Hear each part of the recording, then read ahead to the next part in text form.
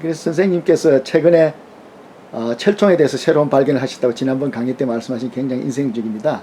특히 그 대목 중에서 그 철종 시대가 그 당파 싸움이 심했고 특히 그 세도 정치가 심했는데 그 당시 세도 정치 수준도 지금의 정당 정치에 비해서는 합리적이고 또한 거기에 대해서 보는 그 통치자로서의 그 철종의 독특한 시각과 그리고 자기 나름대로 그 의견을 주장을 하신 대목을 갖다가 교수님께서 좀 더 자세히 말씀해 주시겠습니까?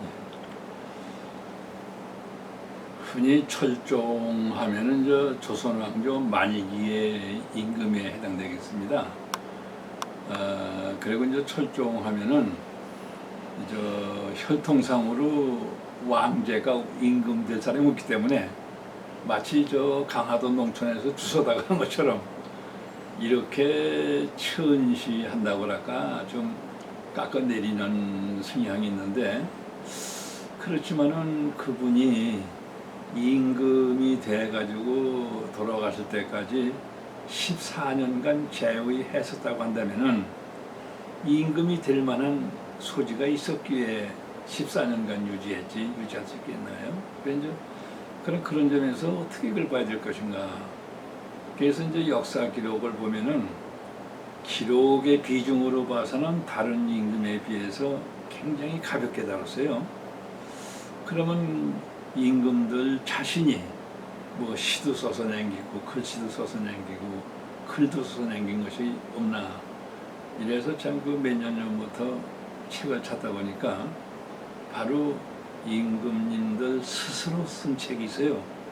그거를 뭐라고 얘기하는 거니 열승어제라고 합니다.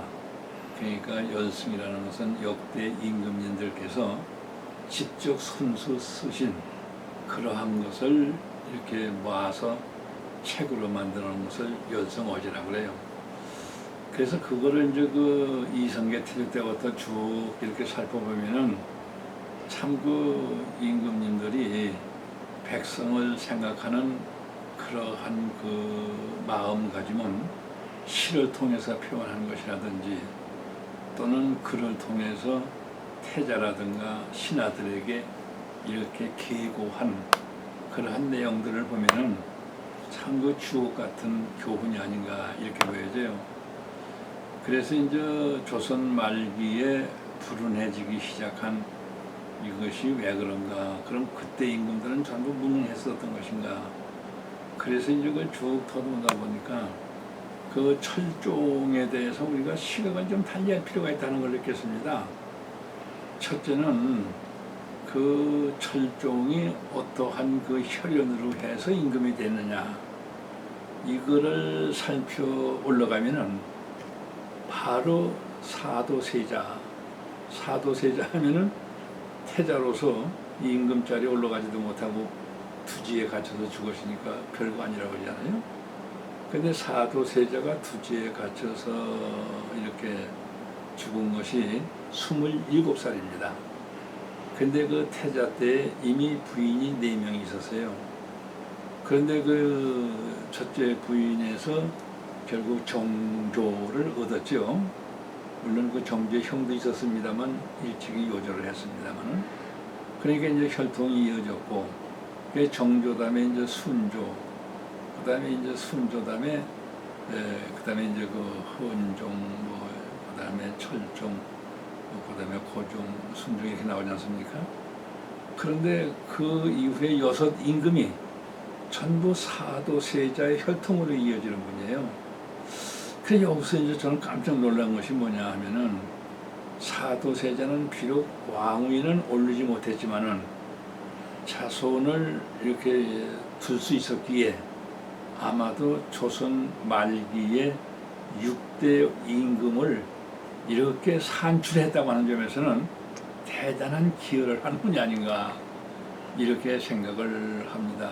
그리고 또 하나, 그 사도세자가 그린 그림이 하나 있어요. 개를 그린 그림인데 강아지가 2마리 있습니다. 강아지 2마리인데 한 마리는 건전하게 따르고 한 마리는 비실비실해요. 그것이 바로 뭘 예측했는 거니? 아들 하나는 도저히 살 수가 없다. 아마 이걸 그린 것 같아요. 그래서 그게 사도세자의 그림으로 남아있는 것 중에 유일한 건데, 뭐 그것이 진본이냐 아니냐 하는 건 둘째치고라도 지가 보기에는 그것이 사도세자의 그림이었다고 하는, 그리고 그림 그린 솜씨를 봐도 뭐 보통 솜씨가 아닌 걸로 봐서는 상당한 문장 수준이라든가 그런 예능의 수준이 높았던 걸로 이렇게 보여집니다. 그러면 이제 그 철종이 바로 그 사도세자 때에 이렇게 이제 그 구양을 가게 되죠. 그 부모가. 그래서 이제 그 강화에 가서 결국 숨어 산다고 할까? 하여튼 촌부로 살아야 되기 때문에, 그래서 그 철종 실록에 봐도 오랫동안 향애에서 살았다. 향애는 뭐냐면 애딴 곳에 살았다 이거예요. 그렇게 살아가지고 농경부였다. 농사 짓고. 그런데 혈통이 그밖에 없으니까 그이를 모셔오는데 그때가 19살입니다. 그래 19살 때 이제 궁에 들어왔는데, 그래 책은 좀 읽었는고 하고 이제 대왕대비 이렇게 물어보니까 책은 소학 읽었고 통감 2권 읽었습니다. 이 몇 개 안 돼요. 그러니까 조정에서 양론이 대립되기 시작했어요. 하나는 뭐냐면은 이렇게 공부를 안 한 지식 기반이 없는 사람이 임금 노릇할 수 있냐, 이건 기대하기 어렵다. 이제 이렇게 해서 반대론이 나오고, 뭐 반대론보다는 염려론이 나온 것이죠. 그 다음에 이제 한쪽에서는 도리어 임금 노릇 잘할 수 있다.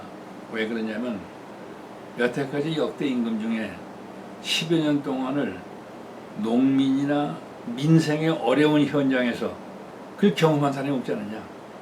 그리고 백성들의 아픈 마음이 어떤 것이라는 것을 아는 임금이 없지 않느냐. 바로 철종은 그걸 다 체험을 하고 현장에서 같이 생활한 사람이다 말이야. 그러니까 백성들의 그 어려움을 더 잘할 수 있다. 그러니 기초는 돼 있으니까 공부를 가르치면은 결국 왕제 학문을 가르치면은 더 좋은 임금이 될 수 있다. 이렇게 긍정론 쪽으로 돌아갔습니다. 그래가지고 이제 그분에게 경전을 많이 읽어라. 그래서 그 사서오경 중에 서전은 그건 바로 통치학이라고 해가지고 임금이 꼭 읽어야 할 책이라고 이렇게 서문에도 나와요. 그래서 이제 그 임금 노릇하는데 필요한 조건이 어떤 것이고, 이러한 것부터 시작해가지고선 넌 또 덕을 닦아라. 그리고 백성들이 다 자기 복대로 살아갈 수 있는 이러한 그 정치를 펴야 된다 하는, 그래 이런 것을 가지고 공부하도록 했더니 그냥 철종이 말이요, 밤을 새워가면서 공부를 해요. 그 밤을 새워서 그리는 이 모습이 그 임금이 거처하는 방 밖에까지 들려와요. 그러니까 거기에 그 호의 섰던 그 사람들이 그 대왕 대비한테 와서 고하기를 밤 새워서 공부하고 있습니다. 참 좋은 현상입니다 말이에요. 그래서 이제 그 현종이 저 철종이 그렇게 공부를 열심히 했다고 하는 것을 알 수 있고, 그 다음에 또 한 가지 놀라운 사실은 그 막대목은 시골 총각이었다고 한다면은 그렇게 학문을 할 수가 없어요. 그러니까 그 강화도령이 소학을 5권을 다 띄고 통감 2권까지 읽었다 한다면은 보통 선비축에는 들을 정도가 되는 것입니다. 그리고 또 그분이 머리가 좋았던 것 같아요.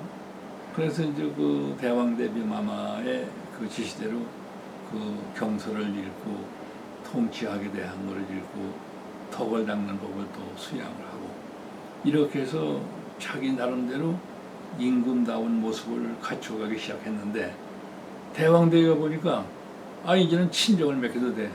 그러니까 섭정을 3년 만에 그만둬요. 그러면 3년 만에 섭정을 풀었다는 얘기는 그 철종이 막 성숙됐다는 얘기 아니에요, 임금으로서? 그러니까 그 자질은 충분했다는 얘기죠. 그런데 이제 그 철종은 그 어려서부터 궁중에서 그 당파 싸움하는 거 이런 건 본 적이 없거든요. 밖에 있으시니까. 그러니까 대왕대비도 안동김씨인데 안동김씨 그냥 그 세력이 포진돼 있어가지고 아주 집권당이라고 할까 하여튼 제일 강한 당파 아니겠어요?